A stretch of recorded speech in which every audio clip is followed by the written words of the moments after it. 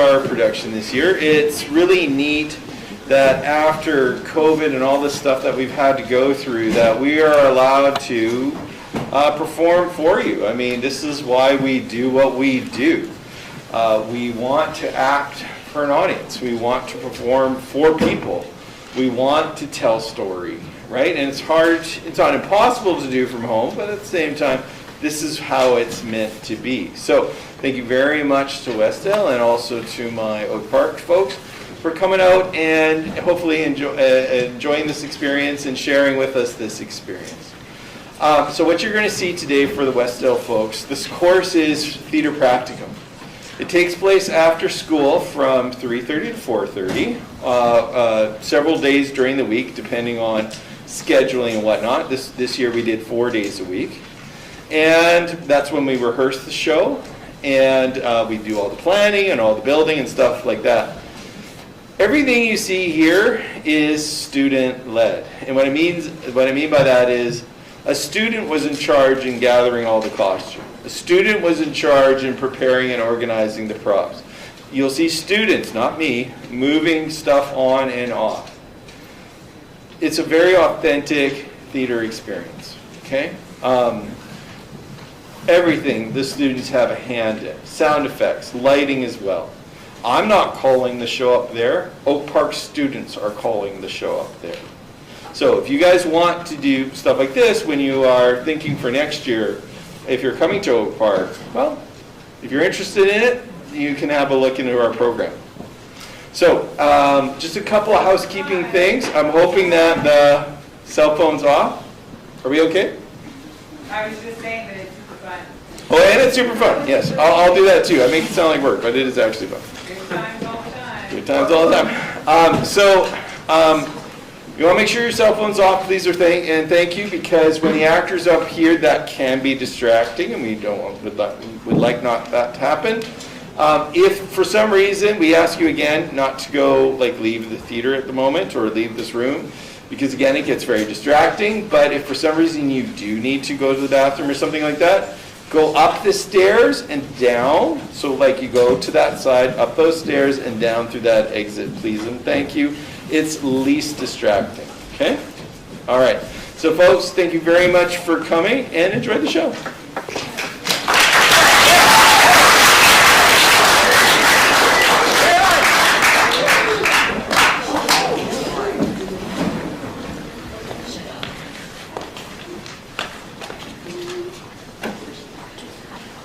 Deck the halls with boughs of holly, fa la la la la la la la. 'Tis the season to be jolly, fa la la la la la la la. Don we now our gay apparel, fa la la la la la la. Draw the ancient Yuletide carol, fa la la la la la la. See the blazing Yule before us, fa la la la la la la. Strike the harp and join the chorus, fa la la la la la la. Follow me in merry measure, fa la la la la la la. While I tell of Yuletide treasure, fa la la la la la. Fast away the old year passes, fa la la la la la. Hail the new ye lads and lasses, fa la la la la la. Sing we joyous all together, fa la la la la la. Heedless of the wind and weather, fa la la la la.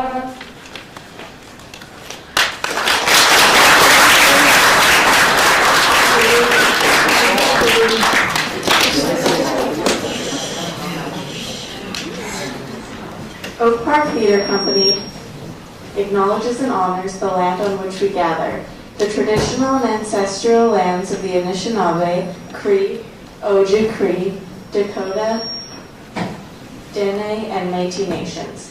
We acknowledge and honor our water which flows from the waters of the Shoal Lake, 40 First Nations. We commit to recognize the harms of colonization, and we are dedicated to moving forward in the true spirit of truth and reconciliation with Indigenous peoples.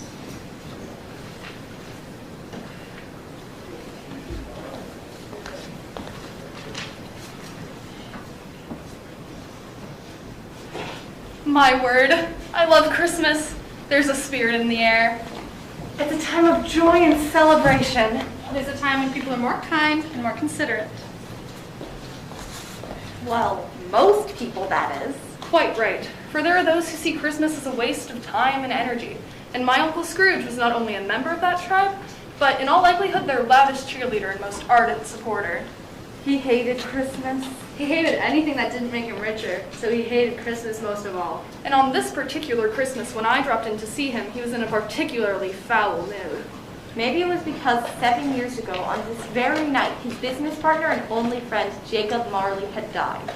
Marley was long dead and buried. This you must remember, or nothing wonderful can come of the tale you're about to witness. And so, on a crisp and chilly Christmas Eve, my Uncle Scrooge, That money-grubbing, selfish old sinner was. can you believe it? Conducting business in his counting house.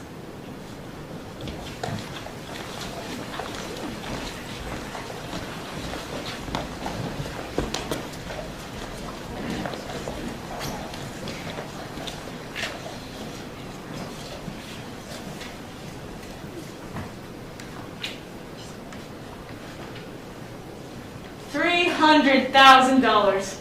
My word. Fair profit, I dare say. Wouldn't you, Mr. Bentley? Nice tidy sum to a record year, Mr. Scrooge. Yes, yes indeed. And to add to our success, I have a couple of business proposals I'd like to make. There's a lot of money to be made around the pond, and of course, there's that new internet thing. That interests me. There's a hunger for information, and the web offers an abundance of such resources. A man willing to invest, wisely, mind you, would be rewarded, I would think. Without a doubt, sir. Shall I discuss the opportunities at length? Nothing would please me more, Mr. Scrooge. Unfortunately, I have some urgent business across town. Although, I am available tomorrow. On Christmas Day? Most certainly on Christmas Day. Is a day like any other as far as I'm concerned. Why should it be absent of work? My feelings precisely, Mr. Bentley. I sense we're kindred spirits when it comes to business. Until tomorrow, then. Good day. Good Cheerio. day, Mr. Scrooge. Mr. Scrooge, there's a Mr. Granger here to see you. Show him in. Must keep clients waiting. Right this way, sir. Good afternoon, Mr. Scrooge, and Merry Christmas. How do you do, Mr. Granger? I understand you have some business to propose. Yes, the business of charity, sir. Charity? Yes, it's everybody's business. Are there no prisons? There's plenty of prisons, yeah? And the chain gangs are still in operation, I take it? Yes, but I wish I could say they weren't.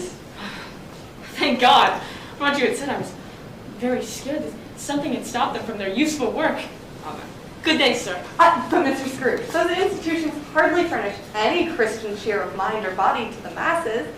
And so a few of us try to put together some money to buy the poor some meat and drink and means of warmth for the holidays. Because now is a time above all others when want is more keenly felt and abundance rejoiced. What can I put you down for? You may put me down for nothing. I don't make merry myself at Christmas, and I certainly can't afford to make idle people merry. But Mr. Scrooge, there's so much suffering in the world. So let them suffer, and thereby decrease the surplus population. Mr. Scrooge! Mr. Granger! It is not my business what happens to these people. They care little for me. Why should I care for them? It's enough for a man to understand his own business and stay out of other people's. Mine occupies me constantly. Now, good day, sir. Mr. Scrooge. Good day.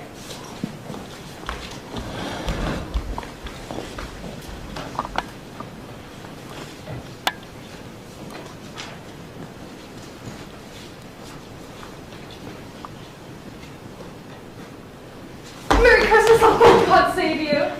Humbug. Oh, Christmas a humbug? Uncle, you don't mean that, I'm sure. I most certainly do.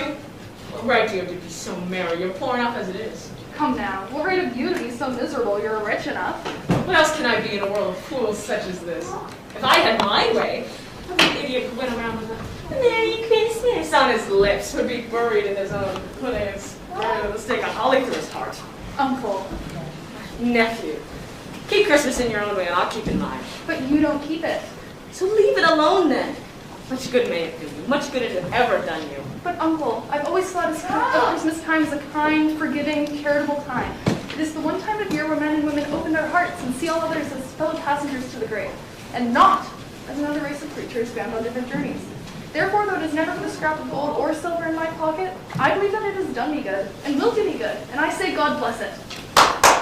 Well said, I must say. Oh.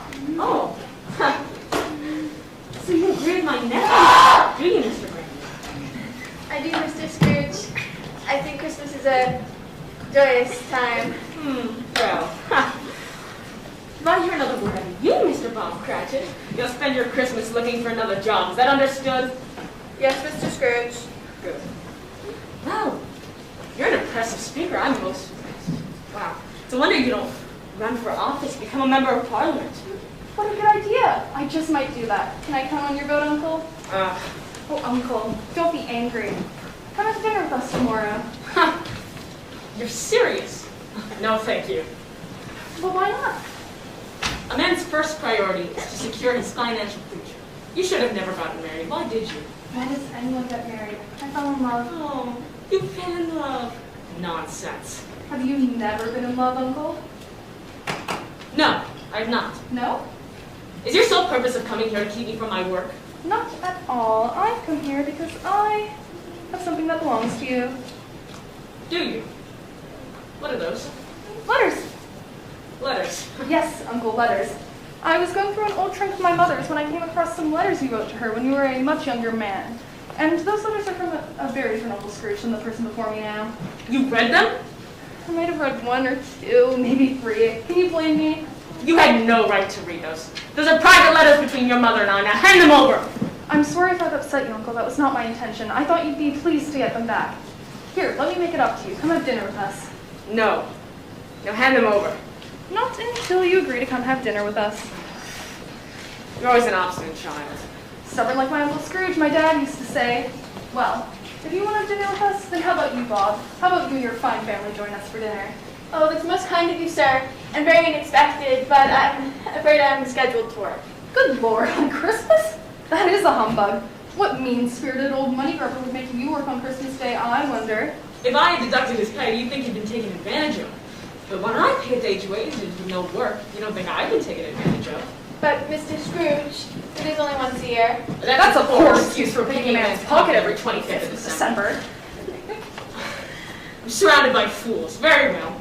If you must have it, have it. Oh, thank you. Thank you very much, sir. Excellent. Well then, I take it that means you're free to come have dinner with us? Oh, no. Mr. Cratchit may do with his day as he likes, but I'll be spending my day for more profitable enterprises. I'm sorry with all my heart to find you so resolute, but I've made this trial on the march to Christmas, and I'll keep my Christmas cheers alive. So, Merry Christmas. Good day. And a Happy New Year. Good day. And a Merry Christmas to you and your family, Bob. My invitation stands. You're welcome to join us. That's most kind of you, sir, but we like to have the whole family together for Christmas Day. There's nothing more important than family, is there, Bob? No, sir, nothing. Merry Christmas. Merry Christmas, sir. Merry Christmas, Uncle. Good day.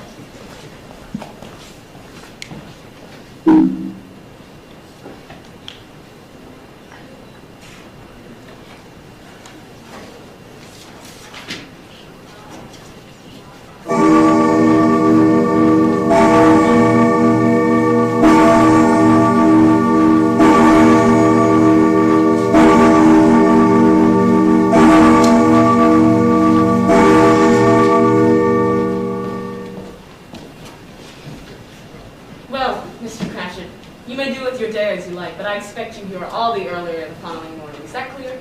Quite clear, Mr. Scrooge. Thank you.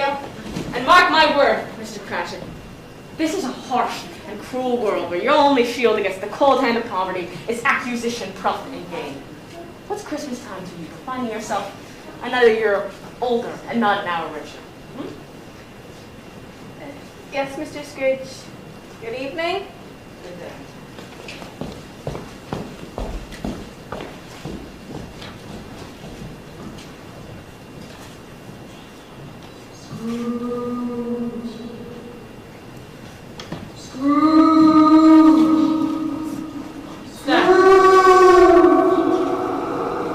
Is someone there?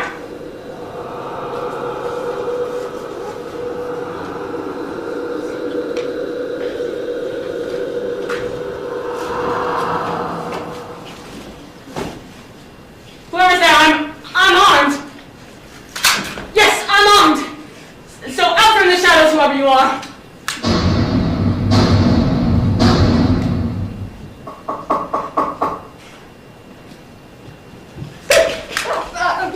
Mr. Scrooge, I'm sorry to disturb you on Eve, I took the chance that I might still find you here at your office. What sort of trick are you up to? Trick, Mr. Scrooge? Yes, what game are you playing at? Are you playing no game? I assure you, sir. Is something wrong? No, nothing's wrong. No. Oh, Mr. Harrington, I understand you're here to make a payment. Yes, about that. So I am looking to make an arrangement for an extension. The terms of the loan were quite clear when you signed it. Yes, sir, but it's real hard finding work at this time, and I'm a hard worker. I'm good for it. Well, none of this is my concern, Mr. Harrington. You must pay off the loan and do so in a timely fashion, or forfeit collateral in which you've offered. Or you could find yourself in my lawyer's office. There's no court in the land that won't rule in my favor. Maybe so, sir, but that doesn't make it right. I have the right to the money you owed me. But I'm sure you seem tough times yourself, and I'm needing a helping hand from time to time, Mr. Scrooge. Oh. God helps those who help themselves. A good night, Mr. Harrington. A full payment is due by the end of the year. Were you always such a cold and unfeeling man, Mr. Scrooge? You may find me cold and unfeeling, but I'd venture to say I'm a man of my word. A man whose word carries weight. A man whose word allows him the ability to strike a deal and back it up with his signature. My signature means something. Yours, on the other hand, if you continue to handle your financial dealings and your business obligations in such a manner, soon to be worthless.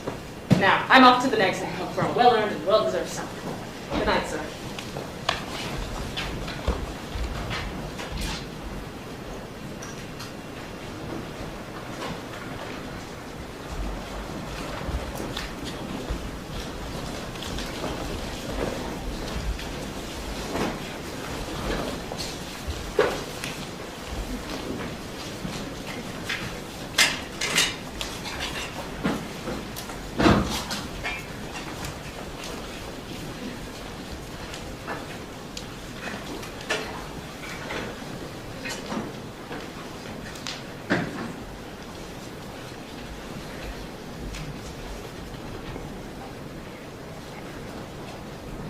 God rest ye merry gentlemen, let nothing you dismay.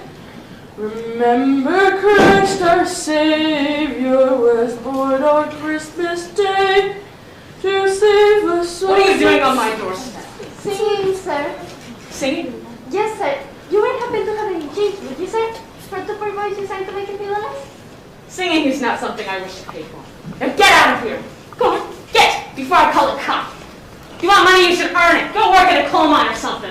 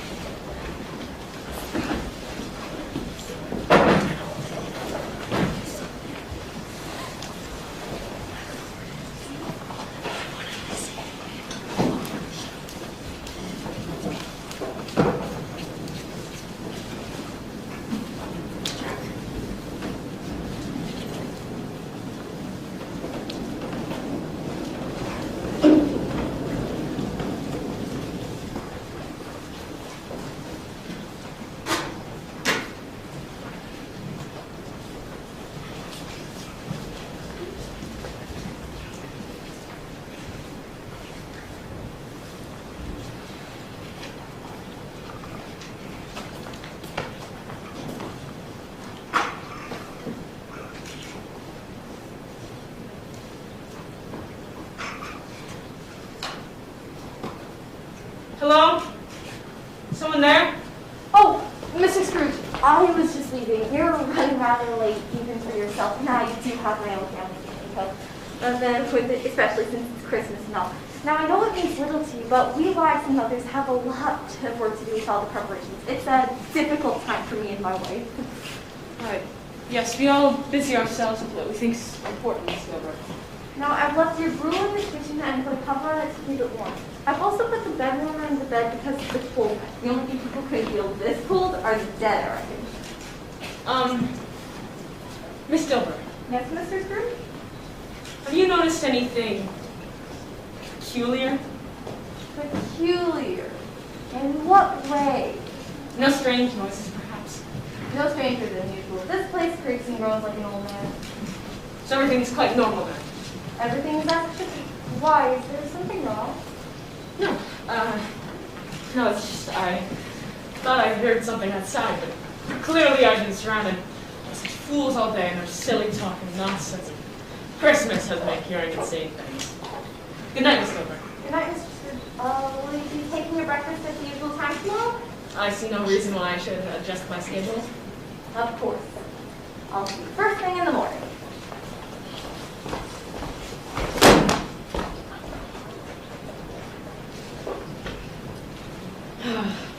Christmas. A kind, hospitable, charitable time. Humbug. It's all humbug, I say.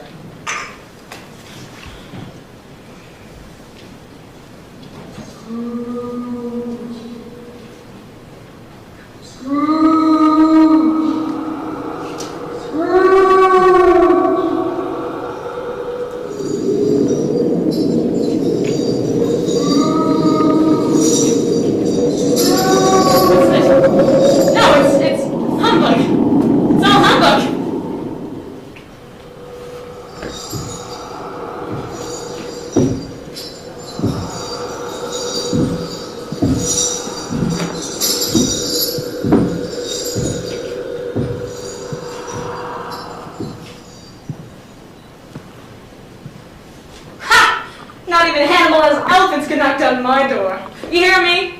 Whoever you are, I advise you to leave this place at once.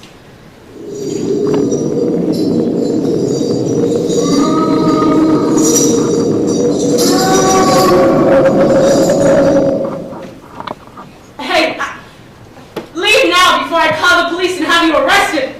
You'll spend your Christmas in a jail cell if I have anything to say about it.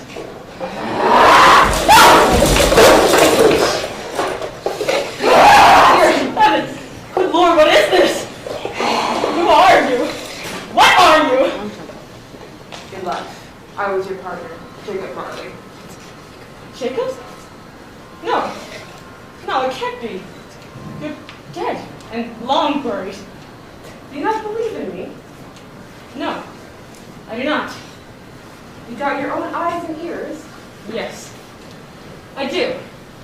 In this matter, they're not to be trusted. Why, you're nothing more than a bit of undigested beef, a chunk of cheese, a scoop of marrow. You're nothing more than a troubled stomach making you hear and see things that aren't truly there. Mark my word on holy vision. There's more than gravy than a grave about you.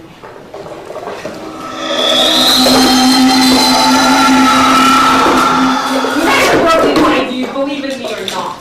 I do. It is required of every man that the spirit within him should walk among his fellow men. If that spirit does not do so in life, it is doomed to do so after death. After death? Yes, and to wander the world without rest and witness that it cannot share, but might have shared in life, and turn to happiness. Why are you shackled? Who's done such a horrible thing to you? I have done it to myself. I wear the chain, I forge the knife. I made it link by link and yard by yard. The weight and length of the chain you bear yourself was as heavy and long as this, 7 Christmas Eves ago. You have labored on it since. Yours is a monstrous chain. No, Jacob, tell me it's not so. You were always a good man of business. Business! My time was my business. The common welfare was my business.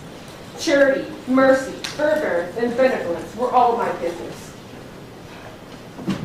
Please, Jacob, have mercy. I have none yet to give. So you may yet have a chance and hope of escaping my fate. A chance and hope of procuring a new life. Thank you. You're always a good friend, Jacob. You'd be visited by three spirits. Oh. To be haunted, is that the hope and chance you had mentioned? Well, to be haunted, I'd rather not if it's all the same to you, Jacob. I'm not sure how much more of this I can take. Without their visits, you will be doomed. We cannot hope for the path I direct. Doomed? Expect the first when the bell tolls 1. What sort of spirits are they, Jacob? Expect the second when the bell tolls 2. Well, how will I know them? And the third when the bell tolls 3. What sort of things will they do to me? I can say no more. I can say no longer. Remember, Ebenezer, for your sake, what has happened between us.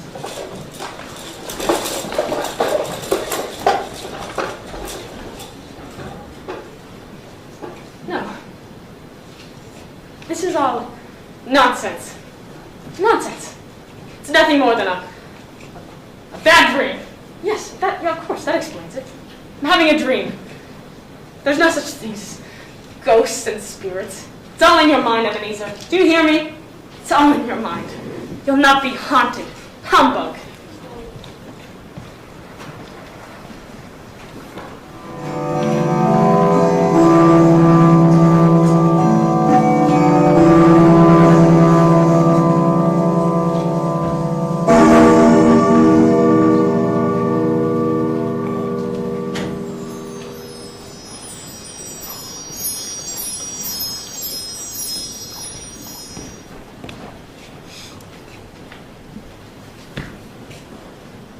So it wasn't a dream.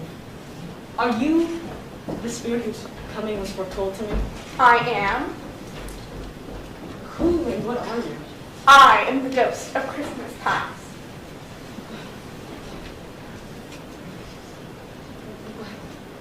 You're unfamiliar to me. Come, Ebenezer. Come with me. I have much to show you.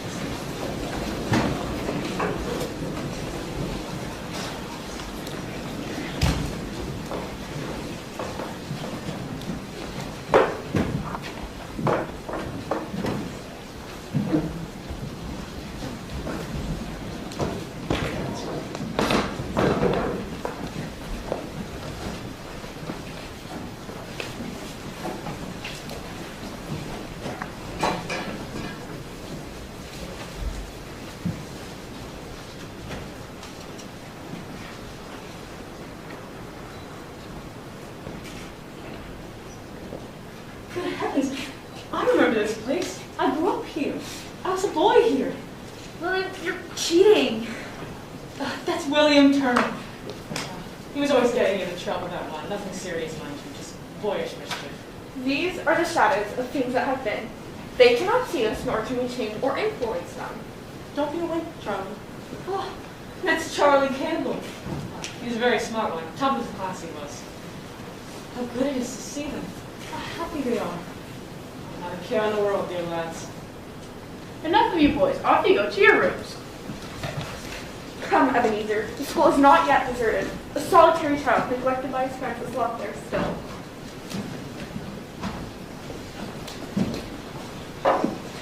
Well, Ebenezer, it appears according to the headmaster that you and I have spent Christmas together.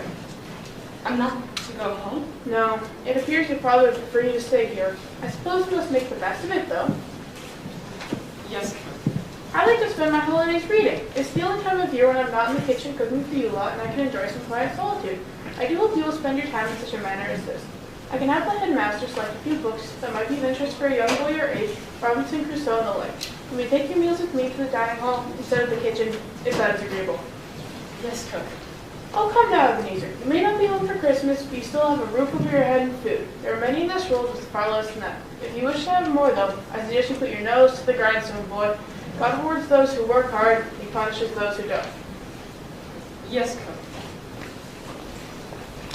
What is the matter? Like, nothing. Nothing. It's just, there were some kids at my doorstep. You were reminded of them. They were singing a Christmas carol. Yes? It's just, I should have given them something, I suppose. But if I were to give every man, woman, and child that goes on hard times my money, what would be left from me? You can give more than just your money, Ebenezer. You can give your time and your labor to help those in need. But that's none of my business. Not yours, then whose? Come, Ebenezer, let us see another prisoner. Oh, dear brother. Ben? Yes.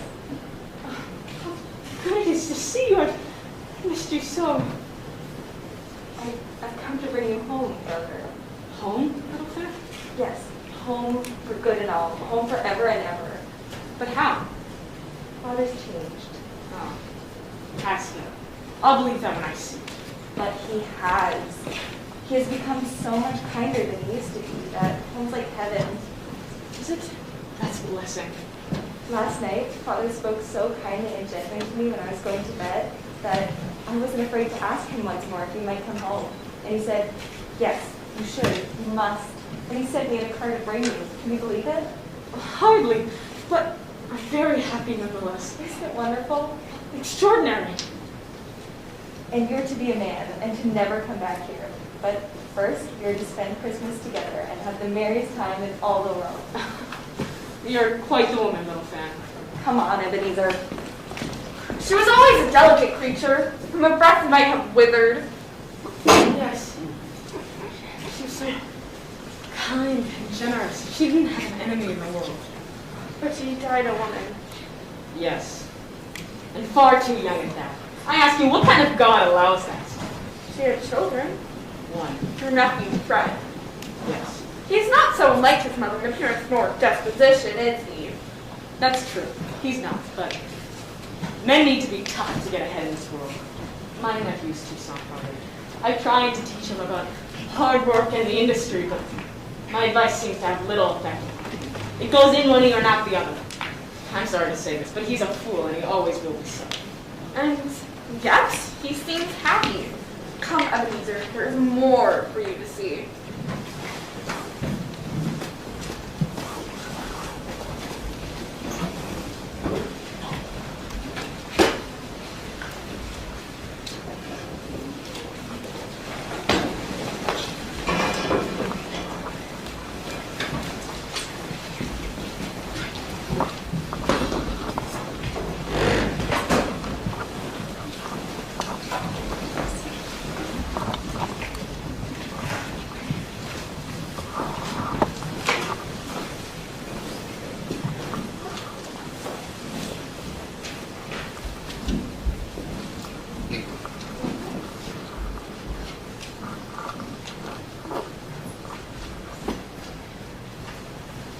Good Lord, I remember this.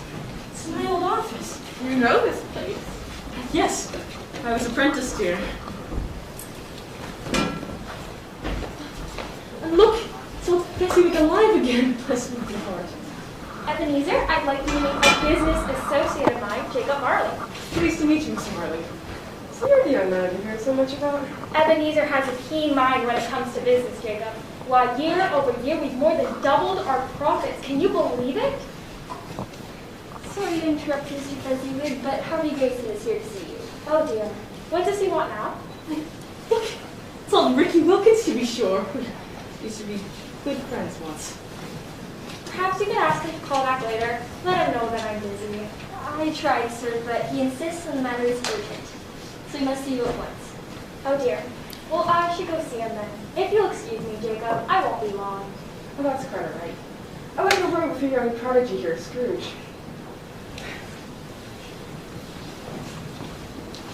So, Scrooge, tell me, in your professional opinion, is not Fezziwig conducting his business in such a manner as to maximize his profits? Well, I don't think it's right for me to comment on my boss's business affairs. Oh, come now. That's Fezziwig's talking. I'm not as a friend of Fezziwig, but as a man of business, to put it plainly, it's not Fezziwig making as much money as he could. Well, Fezziwig is a good man. He's not always a man of business. His priorities lie elsewhere. Ah, that's what I thought. You see, Scrooge, I was going to find out. I'd even made him a deal. But then, fuzzy fool, if I will, is drowning in money. And I ask myself, how did he manage that? Well, he didn't, did he? You did. You're the man. And a very shrewd man of business you are, Scrooge. I am most impressed. Thank you. It's very kind of you to say. Nonsense. I speak the truth. If you let your heart rule your business like old Fezziwig does, I call you a fool and say you deserve any punishment your foolishness fits you. What kind of fool are you, Scrooge? Well, I don't think of myself as a fool, but I do think there's more to life than business. Ah, that's Fezziwig's talking. Come on. Business is business, and life is business. And you and I must talk business. I am fully prepared to offer you a position in my firm. Are you indeed, sir? Yes. I've been seeking a keen young man that I can groom to be my partner. And I dare say, from my inquiries, he seems to be that man. Well, I'm very overwhelmed and tempted by your generous offer. But I feel as though the Fezziwig break has been more than fair with me, and I owe him a debt of gratitude. Ah, you're loyal. I will say that. Well, you need to decide right now, Scrooge, but you must make a point of coming to see me later so we can decide matters further. You have a great future ahead of you, if you're willing to take it. That Mr. Grayson will be the ruin of me. Why do you business with him then? Why, he's been a client of mine for many years now and stuck with me when times were hard. So I feel it's only fair that I stick with him during his hard times. Ebenezer, make note that Mr. Grayson's payment for the lumber we shipped to him last month will be moved up to the beginning of March.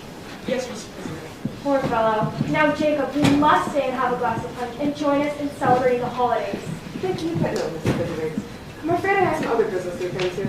On Christmas Eve? A small matter, but a matter that demands my attention to the rest.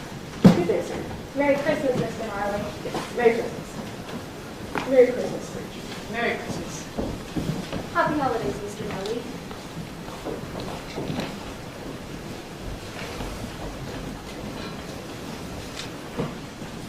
Here it is, Christmas Eve, and we're still sitting at our desk. That will never do. Come on, Ebenezer. Come on, Ricky. It's time to forget all about work and have some fun.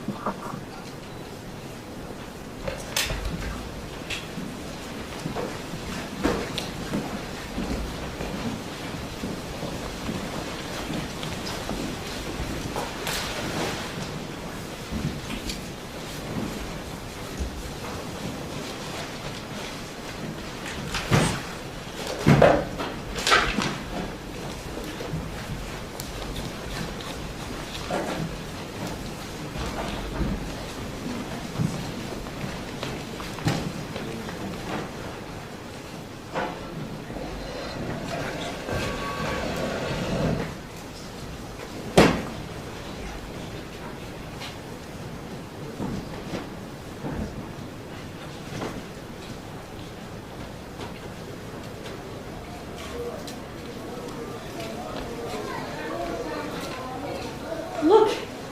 It's Belle! How young she looks. Stunning. You know this woman. Yes! Belle! She cannot hear you. Is there no way for me to speak to her? This is but a memory. You can only say what you said before.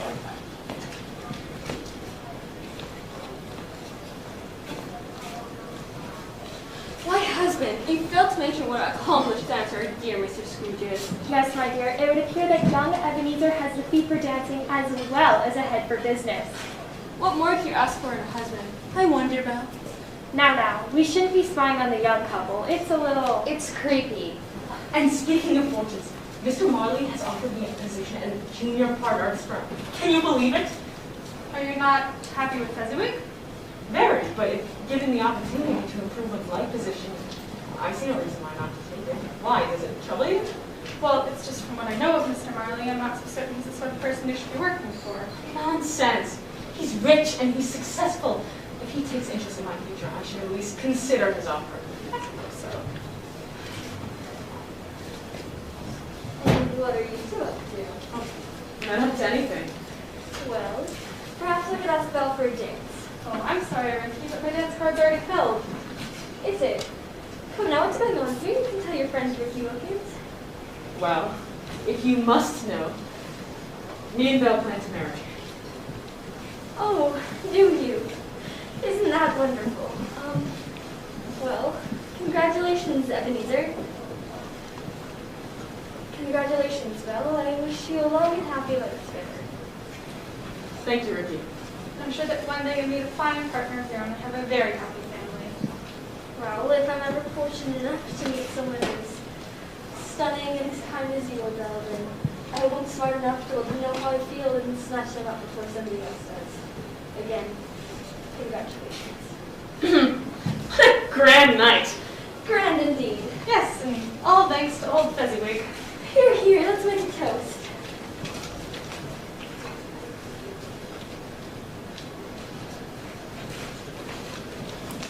To our dear Mr. Fezziwig, may he have a long life and may great successes follow him for the rest of his days. Well said. Agreed. Forgot how kind and generous old Fezziwig was. Generous? How can you say that? This party only costs a little. Why does he deserve such praise? It's not about the amount he spent, Spirit. It's in his power to make us happy or unhappy, to make our work pleasure or toil. His power lies within his looks, within things so insignificant it's impossible to add or count them up. Why, the happiness that he gives to his employees is as generous or as great as if it had cost a fortune. So, you no longer believe fools such as old Fezziwig here deserve to be boiled in their own pudding or buried with a stake of holly through their heart? I didn't mean old Fezziwig. No, he was a good boss, and he treated me well. Something troubles you, I think. There's just something I would have liked to have said to my own clerk, Bob Cratchit, just about now. Now, Belle, I know you and Scrooge get to spend a lifetime together, but I think it's only fair if I get at least one dance. Ah, put forget our misery. Come, Ebenezer. Must we go? We must. But why? Our times are short and there's still much to see. Come, hurry.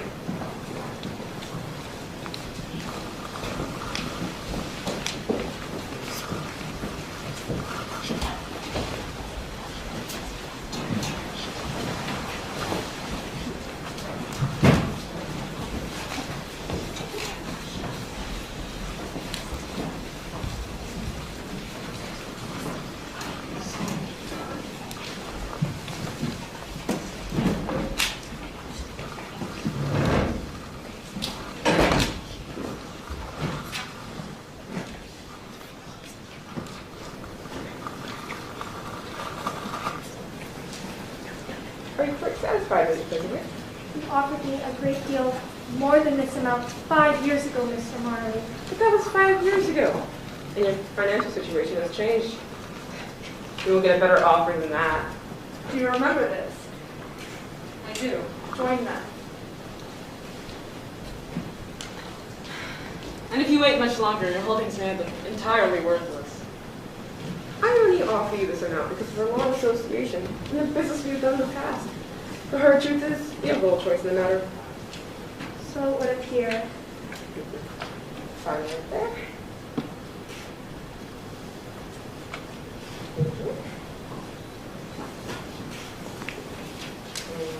Right there.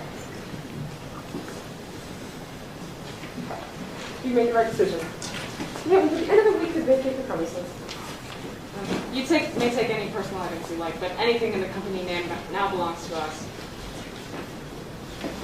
I'm cheerful, old man. You're not completely without means.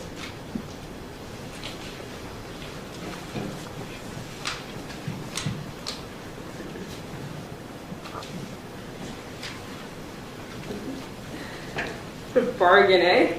I would have gladly paid twice. No, 3 times the amount. You never accept the first offer. It's always far below what the buyer is willing to pay.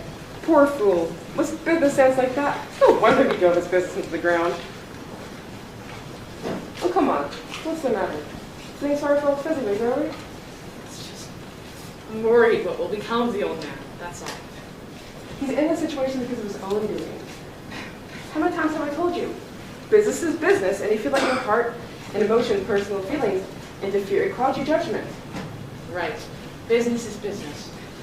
And the only thing that matters in business is making a profit. The biggest profit you can, right, Jacob? Right, you are. Come on. Let's celebrate. Let's toast our success.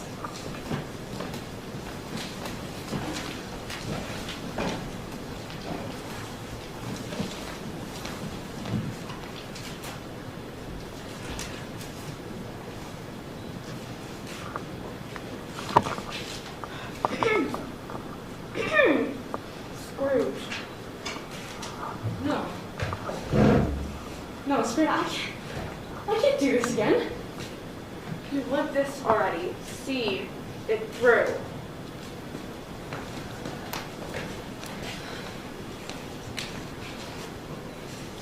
What brings you here this time of day? I spoke to our friend Rick Wilkins, and they told me that you and your business partner Jacob Marley were planning to buy all those fezziwigs. Yes. The deal was just inked. You just missed the old man. You never told me. I never tell you any of my other business dealings. Why is this any different? For he also told me that you're planning to cut everyone's wages by half. Yes, well, that can't be helped. Why do you think old Fezziwig had to sell?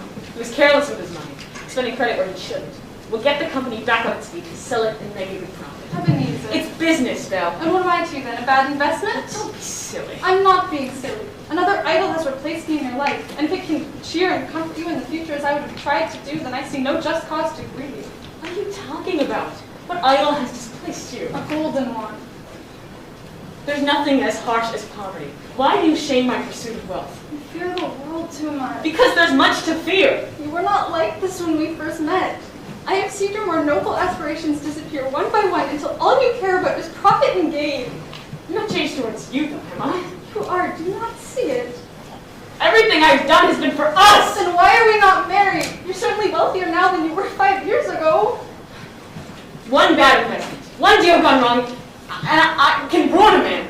You think I want to end up like old Fezziwig? I think not. I think you are changed. When our marriage contract was made, we were of one heart and our marriage promised happiness. But now that we are two, my heart is filled with misery. Oh, so I make you miserable, do I? Are you not miserable? You hardly seem happy at the prospect of us spending our lives together. And so, I have no choice but to release you. Release me? Have I ever sought release? In words, no. In what then? In changed nature. Tell me, if you had not promised to marry me before, would you seek me out and try and win me now? Of course I would. You think not? I doubt very much that you would choose me. You who measures everything in financial gain. And if you did turn your back on your one guiding principle in life, I think in time you would come to regret your decision. So, I release you with a full heart in the life that you've chosen. Wait! You didn't go after her. Remember. Did I just hear Belle a moment ago? Yes. Come on. Today's a new beginning. Today you're going to right to be a full partner. How does that sound? Full partner? Yes, it was promised, and I'm a man of my word. You've more than proven yourself. And in honor of the occasion, I'm going to the expense of having a new sign made with both our names on it. It will be a force to be reckoned with, I dare say. Come on. A full partner. Full partner. Cheers. Spirit, conduct me home. Why do you torture me with these visions? Why are you showing them to me if I can't change them? So, you may consider the path you have tread. Come, there is more for you to see. No! Please! No more! No more! Come, Ebenezer.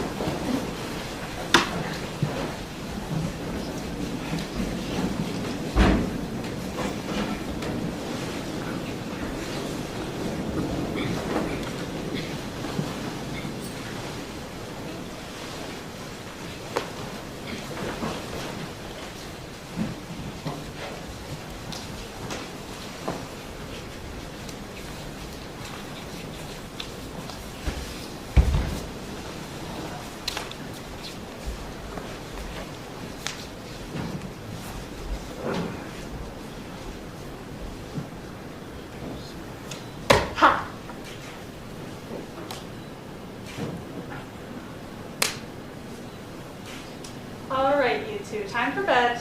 Oh, do we have to? Yes, it's well past your bedtime. But we're not tired.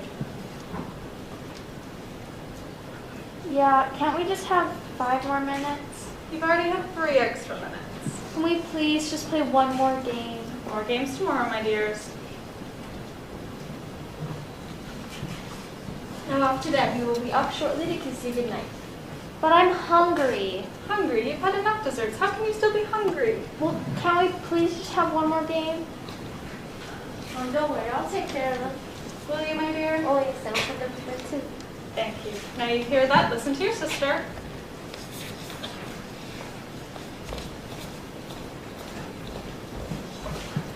What a wonderful day. You know, I saw an old friend of ours this afternoon. Who? Guess. Guess? How can I? Oh, come on, be a sport. Well, all right. Then give me a clue. Okay, I'll give you just one. Humbug. Oh. Yeah. It was him. And how is Ebenezer? Fully engaged with his enterprises, as it may seem. Focused on some very good business opportunities and timely investments, no doubt. What's wrong with that? We spoke of nothing but business, and I must say he was not very happy to see me. Why would he have me see you?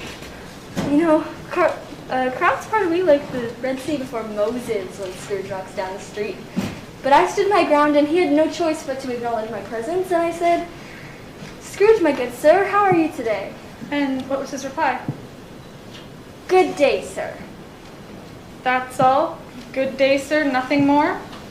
Well, what can I say? His misfortune has been my good fortune. You, my dear, have made me richer beyond anything I could have ever imagined, and he has money but little else. Very sad.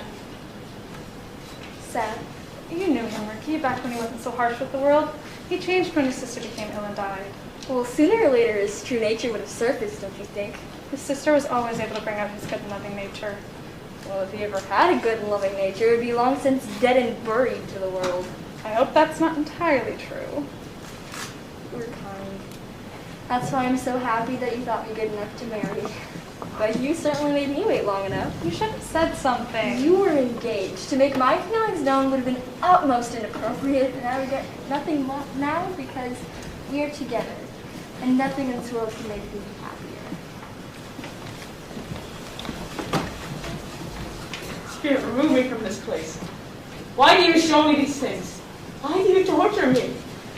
These are the shadows of things that have been. They are what they are and could not be changed. I can't bear it! Okay? I don't want these memories! So wipe them from my mind and leave me in peace.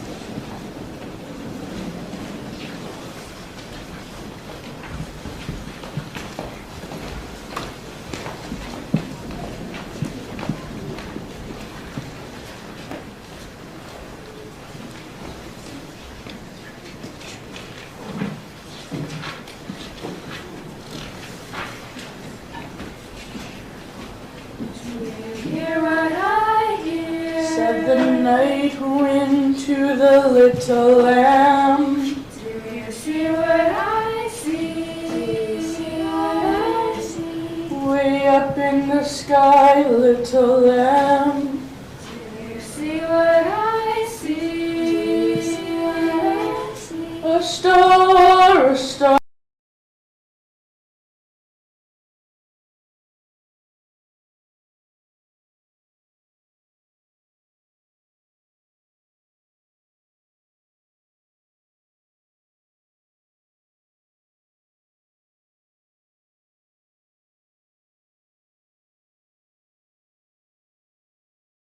The sky, shepherd boy. Do you hear what I hear?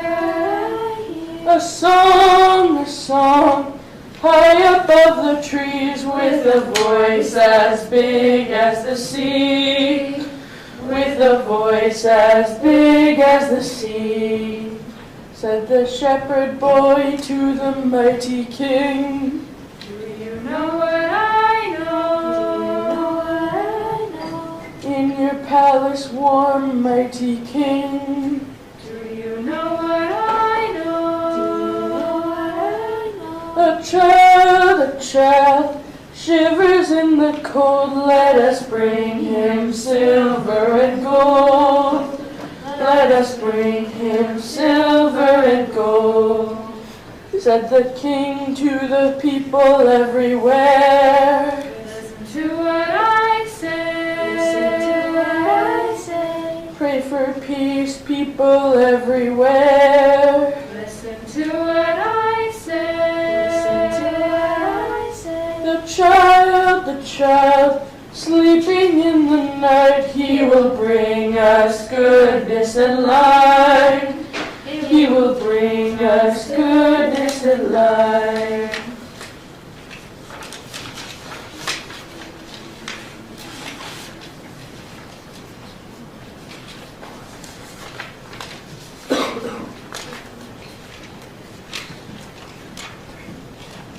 Sleigh bells ring, are you listening? In the lane, snow is glistening. Our beautiful sight. We're happy tonight. We're walking in a winter wonderland. Gone away is the bluebird. Here to stay is a new bird. To sing our song, Oh, we stroll along. we're walking in a winter wonderland. In the meadow we can build a snowman. We'll pretend that he is Parson Brown. He'll say, are you married? We'll say, no, man.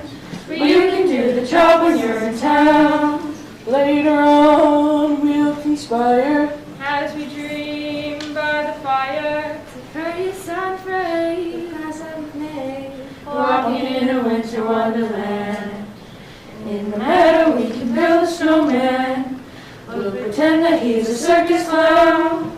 We'll have lots of fun with Mr. Snowman until the other kitties knock him down. Later on, we'll conspire As we dream by the fire. to face unafraid, the plans that we've made. Walking in a winter wonderland.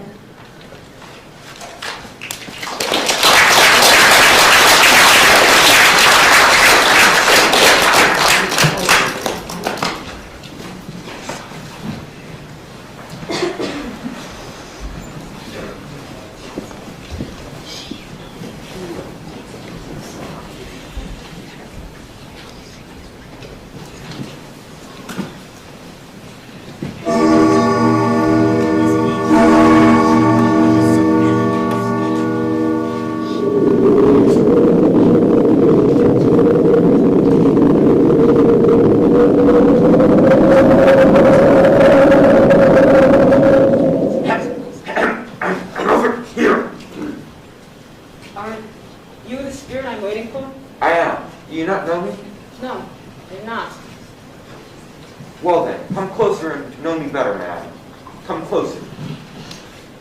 Listen, I'm exhausted from my previous encounter. I'm in desperate need of sleep. I can't go on.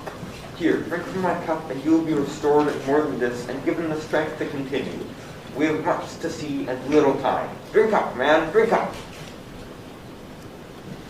I am the ghost of Christmas present. Do you mean to tell me that you have never shared in the abundance of the season, never given a gift, received a gift, enjoyed a Christmas feast, a plum pudding, a rum punch? Ha ha ha ha! Ah, come now, Scrooge. There was a Christmas or two many years ago, when you were a much younger man and had hopes and plans for a life with Belle when you knew my brothers. That may be true, but that was long ago. Then you know the joy of giving and the fun of receiving. It is not dead in you. You can awaken these feelings of joy and generosity. Come with me and we shall see how even the poor have much to celebrate on Christmas Day.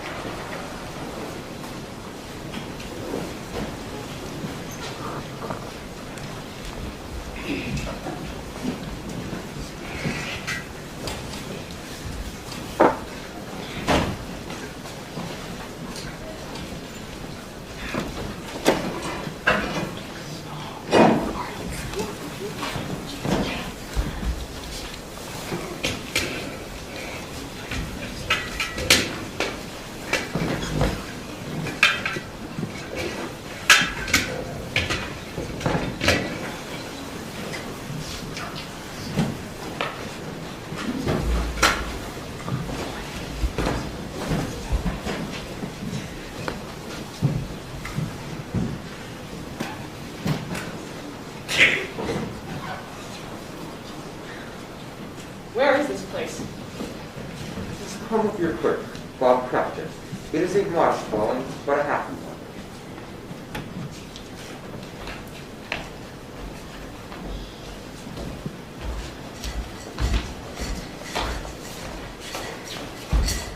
Goodness me, settle down before you crash into something or drop a plate and break it. Oh, what's that? Oh, your father and Tiny Tim are probably up to some mischief knowing those two. They should have been home long before now. Marcy, you're ridiculous. You would think after 2 years of dance school she'd be able to hold a beat. Come on, Mom. I'm awesome. Yeah. You're very late today, dear. There was a lot of work to finish up last night. I did an awful lot to put away this morning. Mother, I'm sorry. I came as quickly as I could. Well, never mind. You're here now. Have a seat, dear.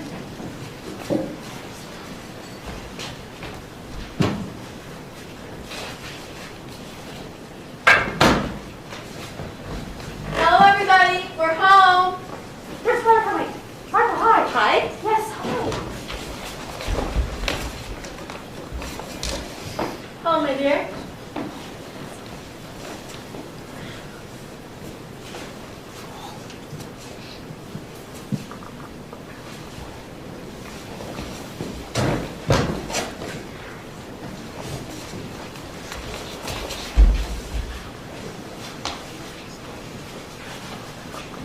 I hope you had a good Happy day. Christmas, Mother. Yes, happy Christmas indeed.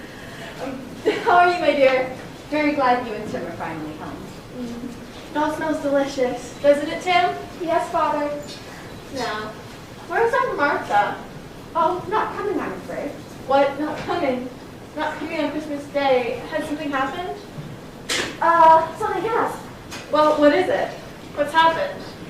Martha has been summoned to the Buckingham Palace to meet the Queen. Oh, has she indeed? Where she wanted a second carriage and everything.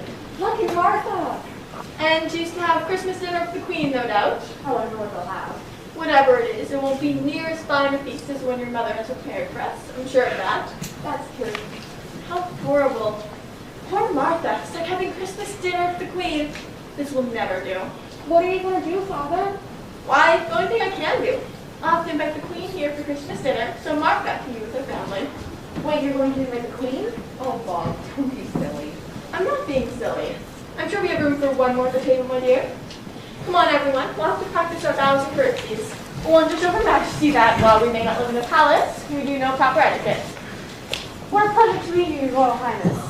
Oh, Abby, you're such a little lady. Your Royal Highness, you're as beautiful as all the angels in heaven, and the world knows of your kindness and generosity. You're quite the flatterer. Yes. You know, with the Queen gets tasted in Mother's fine cooking, I'm sure she'll be a regular here for Sunday dinners. The Queen? None other. Oh, Bob. Merry Christmas! Martha? Here? Good heavens. Oh, I was here all along, and you knew it. Heavens no. I'm quite astonished to find you here, but very pleased. Merry Christmas, Martha. Merry Christmas, Father. And how was church? Grand. The new deacon is a fine fellow. Did anything interesting happen? Oh, let him tell you. Well, it was no big deal. I just gave my seat up to an elderly woman. But Tim, didn't you need it? I was fine. You weren't really, but you made it through. You're such a generous child. Grandma, you're impressing. Hey, you are growing stronger. Stronger and more hardy every day. Aren't you? Isn't he? Well, let's eat, shall we?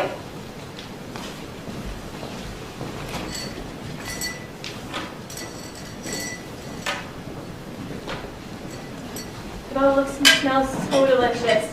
There never was a feast such as this. Seems like a rather small meal for a family this size. And what of it? There are many in this world with far less than that. God rewards those who work hard, and he punishes those who do not. And so, God means to punish this child and his family? I can't believe that. I can't believe that's true. What's become of Tiny Tim? I see a vacant seat in the poor chimney corner. I crouch about the winter, carefully preserved. These shadows remain unaltered by the future. The child will die. I? No. The ghost of Christmas past couldn't do anything. But we are here in the present. Surely you or some other emissary from your realm can provide for the boy. The power to change the world lies not in my realm, but in the realm of the living. If these shadows remain unaltered by the future, none other of my race will find him here. You can't let him die. He can be helped. Why not let him die and thereby decrease the surplus population? You use my own words against me. And why not? For who are you to decide what men shall live and what men shall die? In the sight of heaven, you may be less fit to live than millions of others, just like this poor man's child. My dear, you truly outdone yourself this year. And your carrots, by far the best you've ever made. Would you all agree? Oh, yes, Mother. Very fine carrots. Not bad. Delicious. The whole family here for Christmas Day. I could not be happier. And so a Merry Christmas to us all, my dears. God bless us. God bless us. God bless us, everyone. Quite right, Tim. God bless us, everyone. And so, with that in mind, and in the spirit of the season, what say we have a toast to Mr. Scrooge, the founder of the feast? Mr. Scrooge. Yes, my dear. The founder of the feast, indeed. I wished I had him here. I'd give him a piece of my mind to feast upon. My dear, the children, Christmas Day. Only on Christmas Day would one ever drink to the health of such a cruel, stingy, and unfeeling man as Mr. Scrooge. You know he is, Robert. Nobody knows it better than you do, poor fellow. My dear, Christmas, a kind, forgiving, charitable time. Oh, very well. I'll drink to his health for your sake and the days, but not for his. Long life to him, Merry Christmas and a happy New Year. He'll be very merry and very happy, I have no doubt. Mr. Scrooge. Mr. Scrooge. God bless Mr. Scrooge. Well, what's the name of the song then? How does that sound? Jingle Bells. What a good idea. Yes, Jingle Bells. All right, Jingle Bells it is. Dashing through the snow in a one-horse open sleigh, o'er the fields we go, laughing all the way. Bells on bobtails ring, making spirits bright. What fun it is to laugh and sing a sleighing song tonight. Oh, Come, let us visit your nephew and see how he celebrated the season.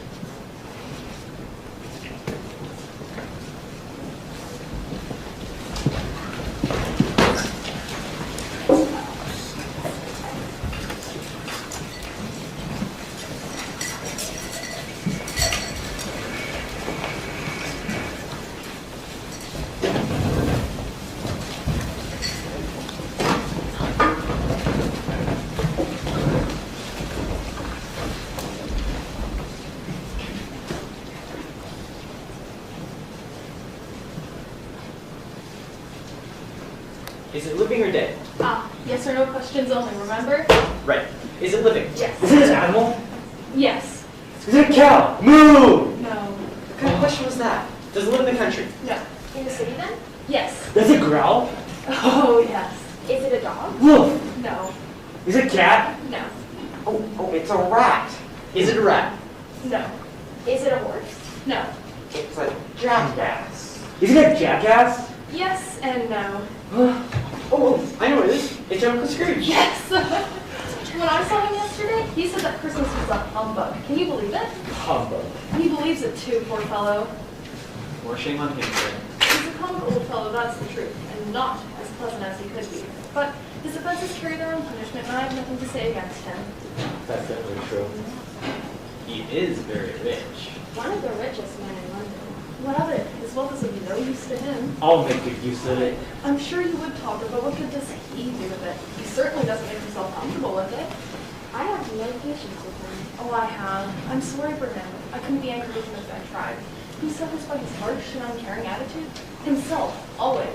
Here, he takes it into his head to dislike us, and so he misses out on a very fine dinner and a chance to celebrate the season. I'm sure it can be a fine dinner. Well, I was in the kitchen all day, so... And yet, there was a time when he wasn't such an unpleasant old fool. What are you talking about, Fred? I came across some letters he wrote to my mother when he was a young lad in school, and during his courtship to someone named Belle. You've no right to read those. Scrooge was engaged? I don't believe it. Believe it. Quite right. Shouldn't you believe it? Does that change your opinion of him?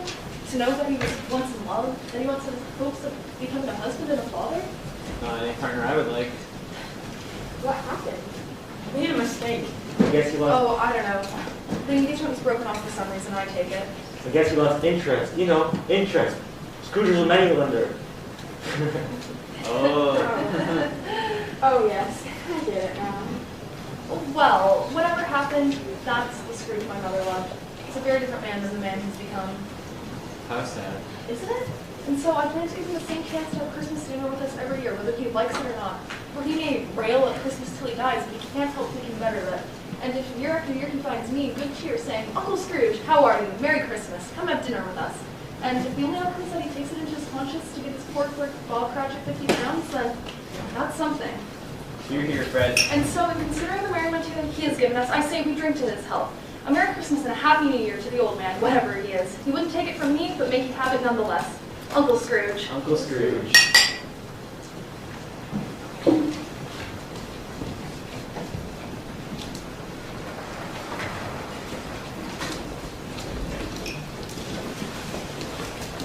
You treat your nephew with such contempt, and yet he drinks to your health. He wishes you well. He invites you to dinner. My nephew is young. When you're young, you don't always understand how cruel the world can really be. Just because the world can be cruel is no reason for you to be. Spirit, I didn't want to mention this earlier, but I've noticed that you've aged. I am. My life upon this globe is very brief. It ends tonight. What? No, I don't want to be left alone. Is there nothing more you can show me? There is one thing more you must see.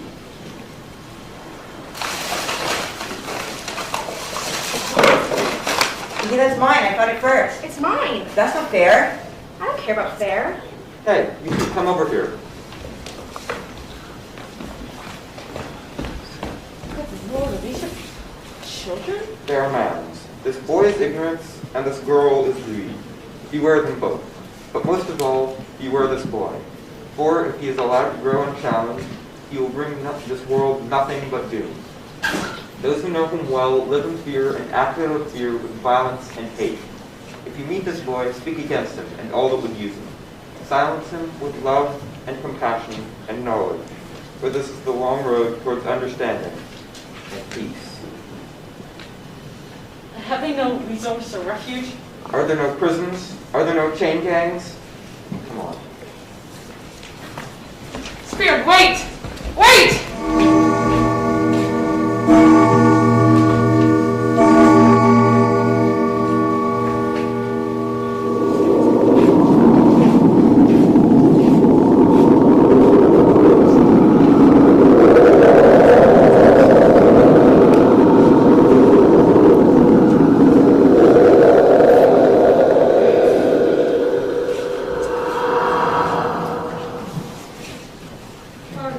Are you the ghosts of Christmas future?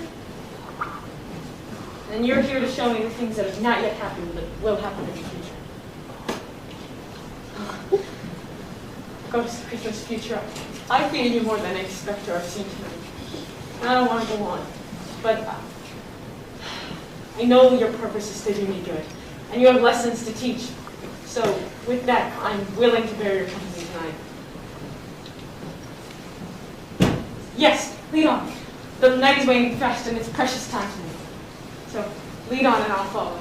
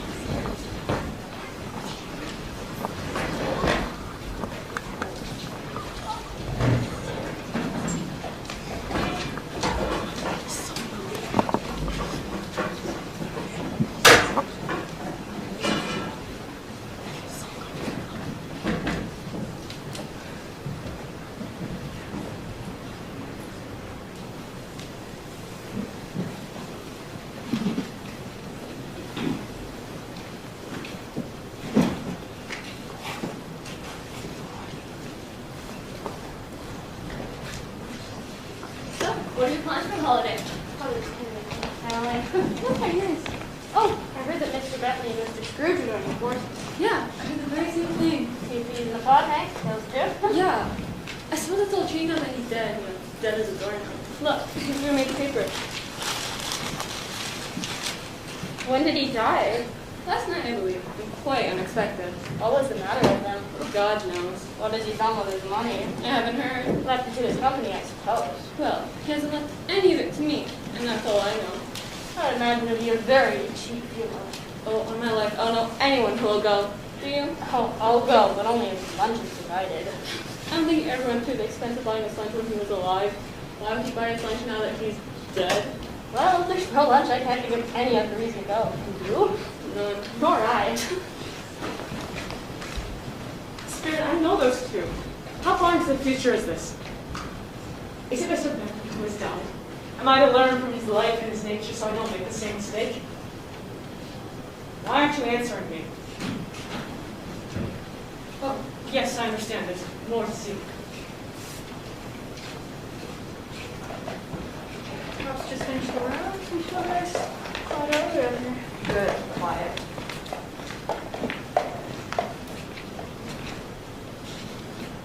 I think I know that person. Newberry, I think it is. So, Mr. Newberry, what brings you out on a cold night like tonight? Business. Business. Music to my ears, sir. Music to my ears. We're always open for business. No matter the reason, no matter the season, there is always money to be made. Just like your profession, sir, I am a 365-day-a-year enterprise. Death doesn't take any holidays. Why should we, huh? What do you got for me? I have few items, but they are of good quality. Oh, thank goodness I found you. Excuse me, we're conducting business. Miss Dilbert? What on earth is she doing here? Oh, Miss Newberry, I didn't see you there. Miss Dilbert, Merry Christmas to you. Yes, Merry Christmas. Fancy us meeting up here. If I'd known you was coming here, we could have split a cab, I suppose. Yes, although I do not make this a common practice, Miss Dilbert, but with certain clients, one needs to cover expenses. I would prefer we keep it a secret between us. Of course, I understand completely. I don't begrudge you for what you do. Everyone has a right to take care of themselves. Besides, who's first for a loss of few items like these? Not a dead man, I suppose. Are they selling the properties of a dead man? They're of no use there now. All right, come on. Time is money. You two can prowl away your own time, not mine. Who's going first? Ladies first. Oh no, you are here first, so you should go first. Very well. Let's see, high quality, that's what you said? Yes, that is a very fine pencil case. There's a lot of these around nowadays, not worth as much as they used to be. Yes. This watch, pure gold. Plated, I think. You think otherwise, you can take it back. Let's see. Big buck trophies. Say it then. That's it. Huh. Thinking, give you $2.20 for all of it, not a cent more, even for it to be boiled milk for not doing it. That's fair price, Mr. Newberry. $2.50 I'll throw in the jacket.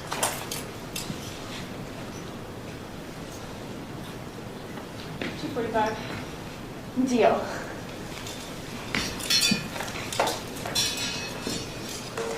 My pleasure. What have you got? There you go, Joe. Let's see here. What's this, a sample bed curtain? Aye, bed curtains. Very fine, very nice ones too. Oh, those are nice. Very fine work. How'd you come across these then? Did you take them down, rings and all, with them lying right there? Of course I did. Why shouldn't I? He never gave a care about me, so why should I give a care about him now? Especially since he's dead. But he owed me. All right, don't you defend yourself to me. What's this in his blankets? Of course there is blankets. He isn't likely to catch a cold without them. He didn't die of anything catching, did he? If he had, I certainly want to come with him. All right. Oh, now look at this. This is nice. Very high quality. This is the best shirt he had. You can stare at it till your eyes ache and you won't find a thread there nor a hole in its place. If it weren't for me, they would have wasted it. What do you mean wasted it? They were gonna bury him in it. But I got it off him. House ain't good enough to be buried in. It ain't good enough for anything. Much did you get something off before it's buried? Isn't that right, Miss Stillberg? Right brave you are. And if you hadn't scared everyone away from him when he was still alive, there would have been someone to look after him, instead of him just lying there, gasping out his final breath. True words have never been spoken. It was a judgment upon him. Tell you what, I can give you 100 now and 100 later when you get Burson back or over me. You can get them no better time than the present. Might I join you in need of a new coat myself? Oh, I could use a new hat. Can you believe how they're talking about that poor dead man? Is there no man, woman, or child willing to grieve for this poor man? To say a kind word? To feel some emotion at his passing? Please, Spirit, if there's anyone in this town who feels that way, show them to me.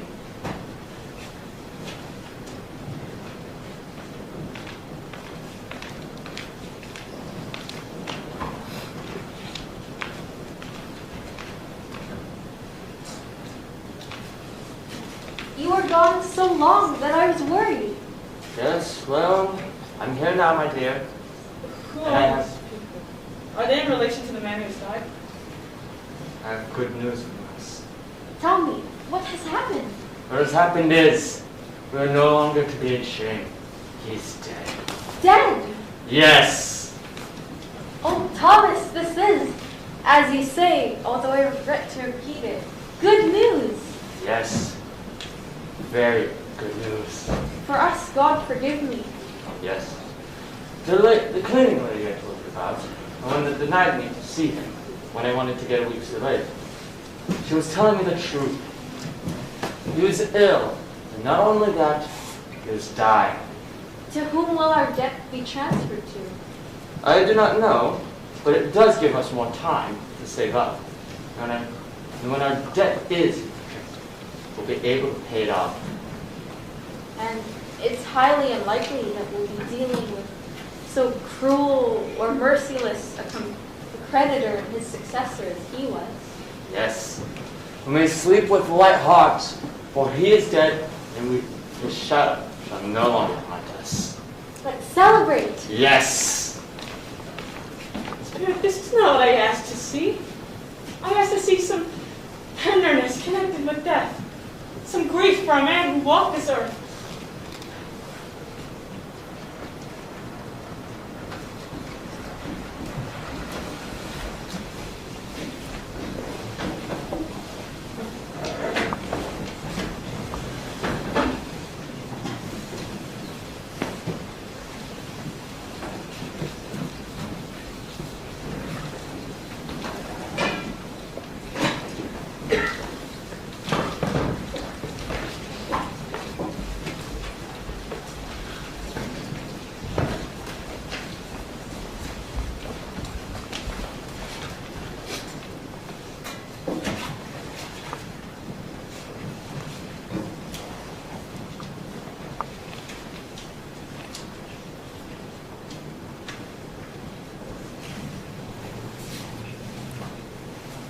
This is the Carter house. What are we doing here?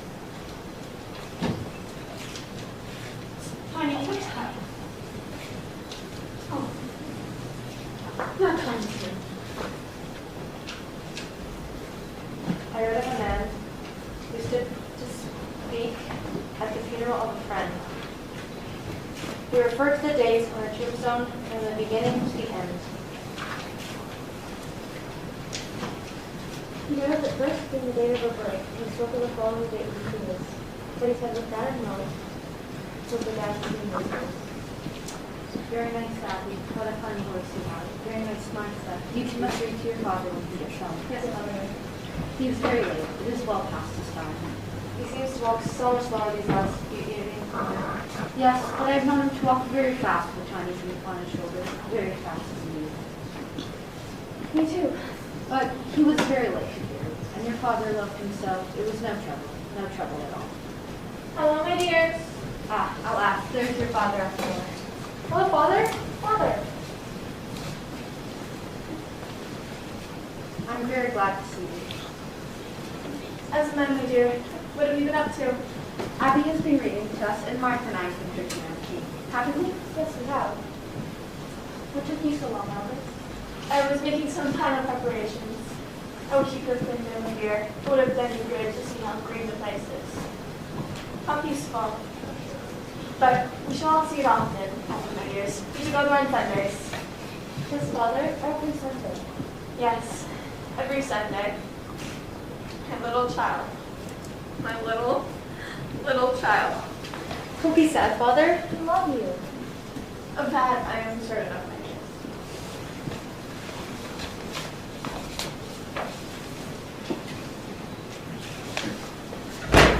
You know, I ran into Scrooge's nephew on my way to church, and seeing that I was not myself, he asked me what the matter was. I'm hardly sorry for your loss, Mr. Cratchit, he said, and hardly sorry for your good wife. If there's anything I can do to help, pray come see me. I'm sure he's a kind soul. You would be sure of it, my dear, if you were to see me speak to him. You know, I wouldn't be surprised, Mark would have to say, if you were to get Abby a better situation. Who's that, Abby? And then Abby will be keeping company with someone and setting up for herself. And what's wrong with that? Not a thing. You're a beautiful young lady and a good person. And one of these days, if you're lucky, you'll meet someone nice that you want to spend the rest of your life with. Quite true, my dear. No, there's plenty of time for that. And I know in the future, however, and whenever we part from each other, whatever the reason, we will never forget our little tiny Tim, shall we? Or this first parting amongst us. Never, Father. And I know that in the future we shan't quarrel easily amongst ourselves and forget our little team in doing so. No, never, Father. I'm so very happy. So very, very happy. I shouldn't be here. I don't belong here. I should let this poor family grieve in peace. Spirit, I sense our parting is at hand, and I don't know why. So, please, just show me the man who has died.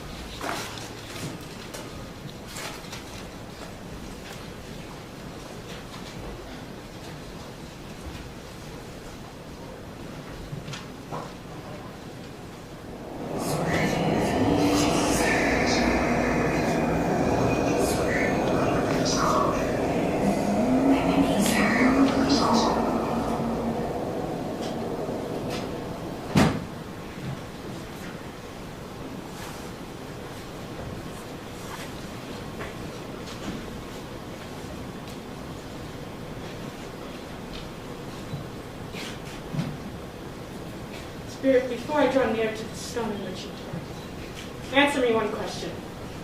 Are these the shadows of the things that will be, or the shadows of the things that may be only?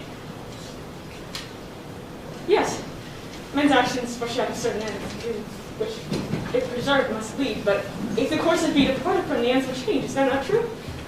Answer me. Who lies buried there? What fate awaits me?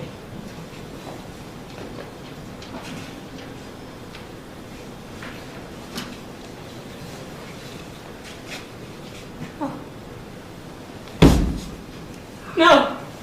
No! I'm not the man who once was. Assure me that I'm yet to change the shadows of the things that you've shown me by an altered life. Why would you show me these things if I can't change them? Please, forgive me! Forgive me! I'll honor Christmas in my heart. I won't shut out the lessons of this night. I'll live in the past, present, and future. All spirits shall strive within me. I can sponge away the writing on this stone.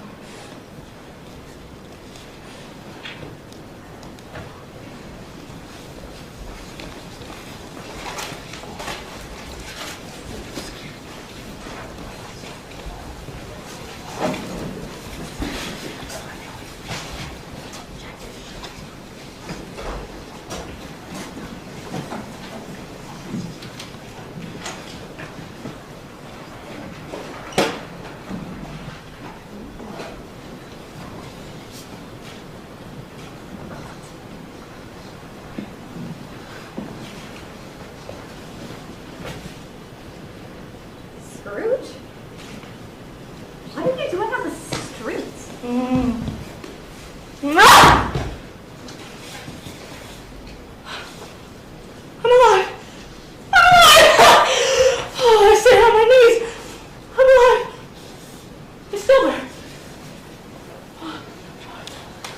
Miss Stillbird! I'm as light as a feather. I'm as happy as a schoolboy. Get in! Come in there! I'm here, and you're here. I hope you haven't turned down my bed curtains.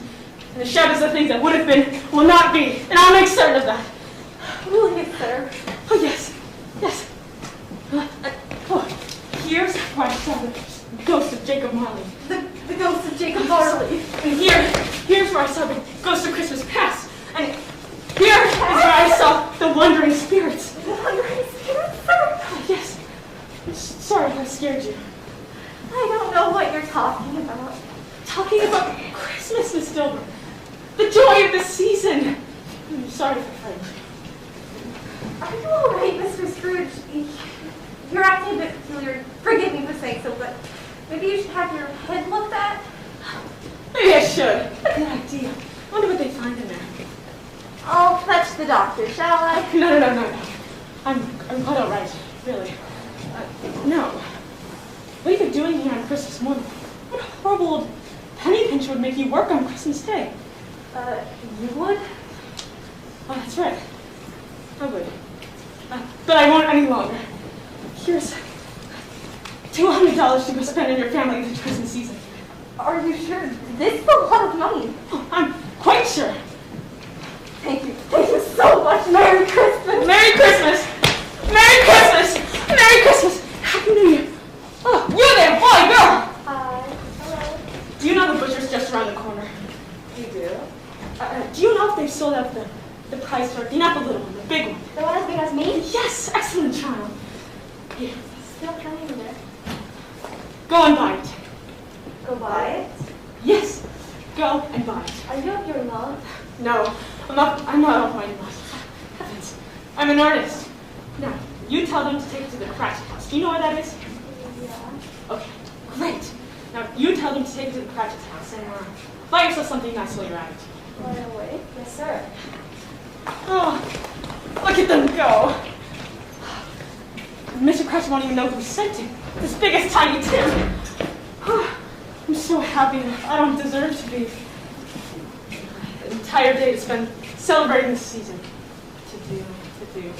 Merry Christmas! Merry Christmas! Happy New Year! Merry Christmas! Oh, my dearest Mr. Granger, how are you? Mr. Scrooge?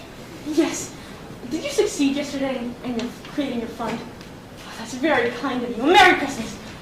You are Mr. Scrooge, right? Yes, and I fear that my name might not be a pleasure for you to hear, but allow me to beg your pardon. I'd like to make a donation of $10,000 to your fund. Are you serious? Absolutely, and not $1 less. A great many back payments are included in it, and a great many donations are yet to come, I assure you. Would you do me that favor? Absolutely. I don't know what to say to such generosity. Don't say anything, and do include my partner Jacob Marley's name on it. He owes all his idea, you see. So come to my office tomorrow, and I'll write you up a check. Absolutely. Thank you so much. Of course. Oh, Mr. Scrooge. Mr. Bentley. Oh, Mr. Scrooge, I was just on my way to your office. Oh, well, you may go to my office, but you won't find me there. Of course not, Mr. Scrooge. You are here. I certainly am. Oh, Mr. Bentley, I'd like you to meet Mr. Granger.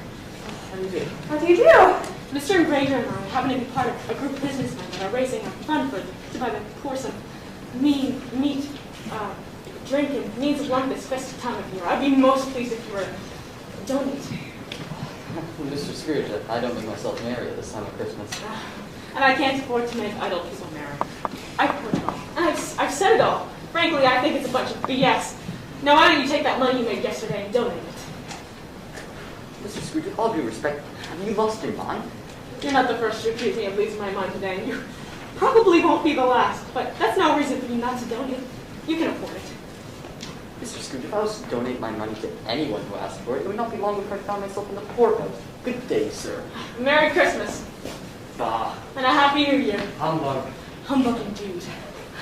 There'll be some work that one. Now, Mr. Granger, I have some ideas about creating a merchant association. You must come see me in the new year and we'll discuss matters further. Absolutely. Thank you so much. Yes. And Merry Christmas. And Merry Christmas. Merry Christmas. Merry Christmas.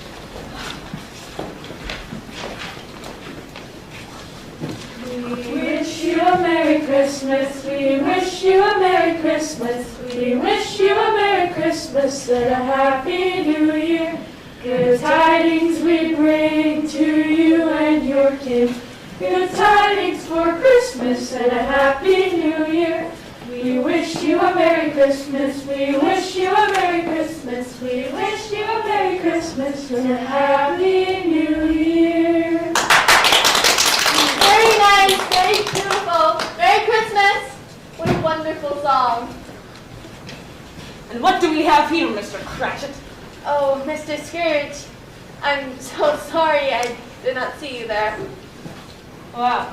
So this is how you spend your day. Out in the streets singing silly songs instead of my counting house working? But Scrooge, it's Christmas Day, and you said I could spend it with my family? Did I? I can't imagine I'd agree to such nonsense. I assume you and your family are feasting on a plum pudding and turkey, no doubt. Yes, we will, Mr. Scrooge. A kind and generous soul, out of the blue, without so much as revealing his name, has sent us a turkey for our Christmas dinner. Oh, did he? Not everyone in this world is as cold-hearted as you, Mr. Scrooge. Bob has been a loyal and dedicated employee all these years, and he deserves better. Well, I won't stand for what your wife has been saying for a minute longer. Therefore, Mr. Cratchit, I have no choice but to triple your salary. I'm sorry. Did you say triple my salary? Your salary. Are you quite yourself, Mr. Scrooge? I've never been more myself. Merry Christmas to you, Bob, and a Merry Christmas to your family. I'll triple your salary and help your struggling family here, and we'll discuss our affairs over a glass of Christmas cider tomorrow. How does that sound, my friend? Very good, Mr. Scrooge. Thank you. Bless you. Merry Christmas. Merry Christmas. Good heavens, Uncle Scrooge, it is you. Edward, come meet my Uncle Scrooge. Pray, what brings you out on Christmas Day, and in all appearances in such good cheer? My dearest nephew friend and my husband Edward, I'm overjoyed to see you. You must forgive me. I've been very much the fool, and I was hoping that if your offer still stands, I could take you up on that kind offer of Christmas dinner. Of course, Uncle. I'm so glad that you'll be joining us. Why'd you change your mind? The ghost of Jacob Marley changed my mind. The spirits of Christmas changed my mind. You changed my mind, friend. You're right. Christmas is a kind, hospitable, charitable time where people open their hearts to think of one another, a time of mercy, charity, and benevolence. And so, in the memory of your dearest mother, I say, along with all of you, God bless it. And do you know my Uncle Scrooge was better than his word? You did it all and much more. And Tiny Tim, who I'm very happy to say, did not die. He was the second father. Scrooge became the best master in all of England, or really any town, city, or borough in the entire world. And it was always said of him that he knew how to keep Christmas well, if any man alive possessed the knowledge. May that truly be said of us all. And so, as Tiny Tim observed, God bless us, everyone.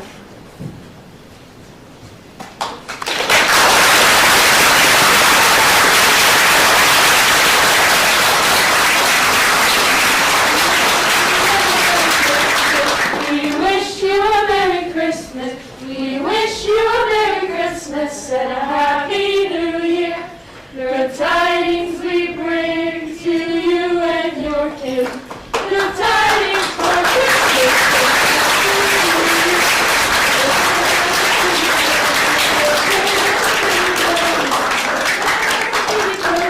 And a cup of good cheer. We won't go until we get home.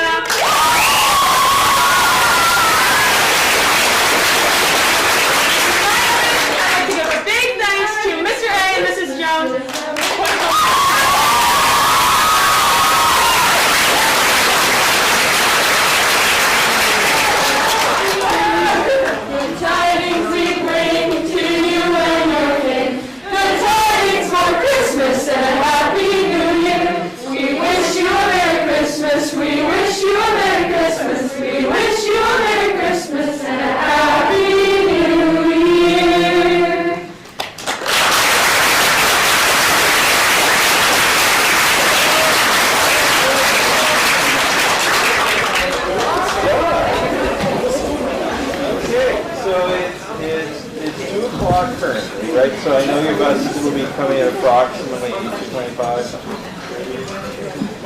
You're coming at 1:30? Oh. Because I was going to say 1:30 was 30 minutes ago.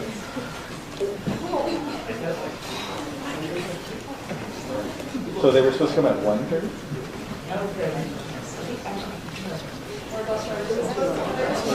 2? Okay, well if it's 2, then I will let you guys go. I think for Oak Park though, I think we're a little bit later, so that's fine. So guys, Westdale, I'll let you go. Thank you very much. Have a